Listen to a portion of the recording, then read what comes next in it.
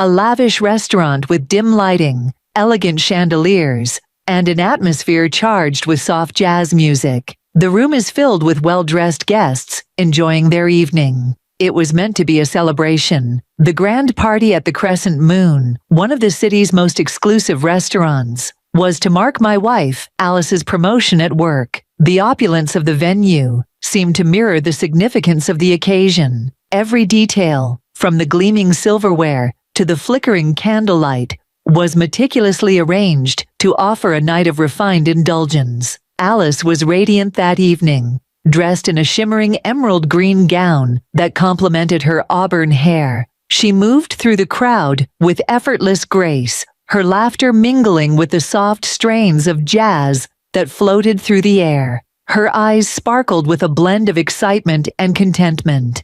It was her moment, and I was proud to be by her side, sharing in the triumph of her success. As the night progressed, I found myself mingling with our friends and colleagues. The conversation was light, and the mood was buoyant. I took a moment to step outside onto the restaurant's balcony to catch some fresh air. The view of the city lights was breathtaking, a perfect contrast to the bustling scene inside. But as I stood there, lost in thought, a sudden pang of curiosity tugged at me. I decided to re-enter the party and surprise Alice, who had mentioned earlier that she wanted to show me something special.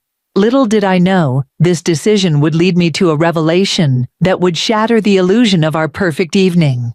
The atmosphere inside had shifted slightly. The noise level was higher, and there was an undercurrent of excitement that wasn't there before. I scanned the room, searching for Alice.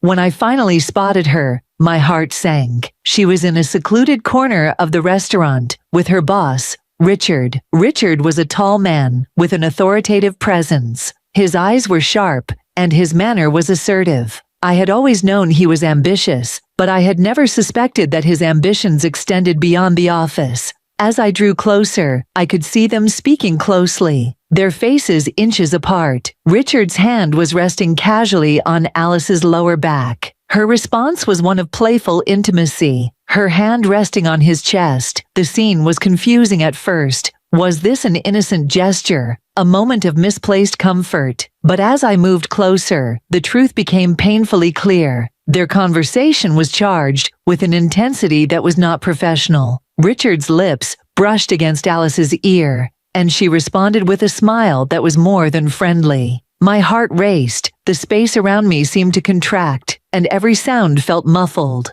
A cold realization settled over me. Alice and Richard were more than just colleagues. They were involved in a relationship that had been concealed from me. The betrayal hit me like a physical blow. My mind raced through 100 thoughts, each more painful than the last. I felt a surge of anger, a deep, primal urge to confront the situation. Suddenly, everything seemed to slow down. I saw Richard's hand slide down Alice's arm, his fingers lingering in a way that suggested a deeper connection.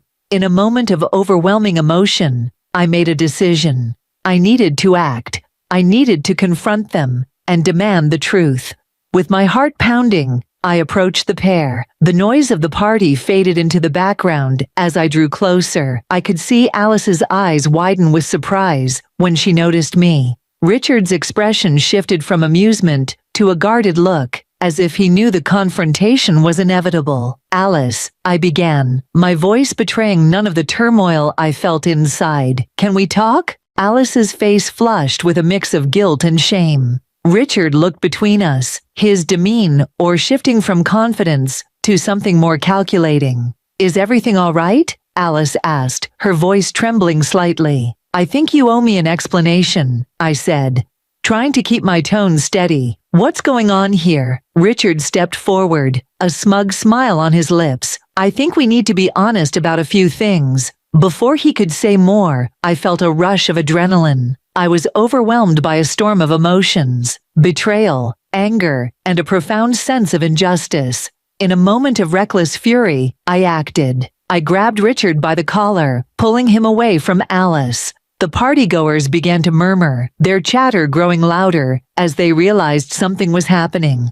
"Stop it!" Alice cried, her voice breaking through my haze of rage. But it was too late. The confrontation escalated quickly. Richard, caught off guard, tried to push me away. The scuffle attracted more attention, and soon, the restaurant was abuzz with whispers and gasps. I felt like I was in a surreal dream, the sounds around me blending into a chaotic symphony. In the midst of the chaos, I made a split-second decision. I confronted Richard directly, my anger boiling over. The confrontation became physical, a blur of emotions and movements. Richard's defiant stance